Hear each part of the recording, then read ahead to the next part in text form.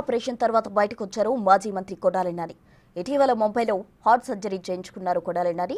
హైదరాబాద్లో ఓ వివాహ కార్యక్రమానికి హాజరయ్యారు. కొడాలి నాని వైద్య చికిత్స కోసం దేశం విడిచి వెళ్తున్నారని ప్రచారం జరుగుతున్న వేళ పోలీసులు లుకౌట్ నోటీసులు జారీ చేశారు. ఈ పరిణామాల మధ్య హఠాత్తుగా వివాహ వేడుకలో కనిపించారు నాని. హార్ట్ సర్జరీ తర్వాత కొడాలి మళ్లీ యాక్టివ్గా కనిపించారు.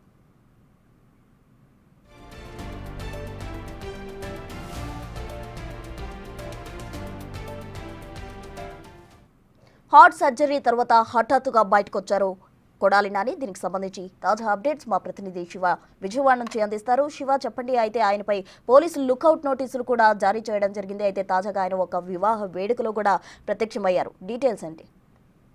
మొత్తం మీద చూసుకుంటే ఆంధ్రప్రదేశ్ మాజీ మంత్రి కొడాలి నాని గత కూటమి ప్రభుత్వం వచ్చిన తర్వాత కూడా ఆయనపై అనేక కేసులు, అనేక అక్రమాలకు సంబంధించి కూడా ఫిర్యాదులు రావడం, ఆయనపై కొన్ని కేసులు కూడా నమోదైనాయి. సడన్ గా 3 నెలల క్రితం కూడా ఆయన అనారోగ్యం కారణంగా కూడా బైపాస్ సర్జరీ చేయించుకున్నారు ముంబైలో. కొన్ని రోజులు హైదరాబాద్ లో చికిత్స చేసుకుని ఆ తర్వాత బాంబే వెళ్లిపోయిన పరిస్థితి కనిపించింది. తర్వాత అక్కడి నుంచి కూడా ఆయన దాదాపుగా నెల 15 రోజుల పాటు పూర్తి స్థాయిలో హాస్పిటల్ కే పరిమితమైన పరిస్థితి కనిపిస్తుంది.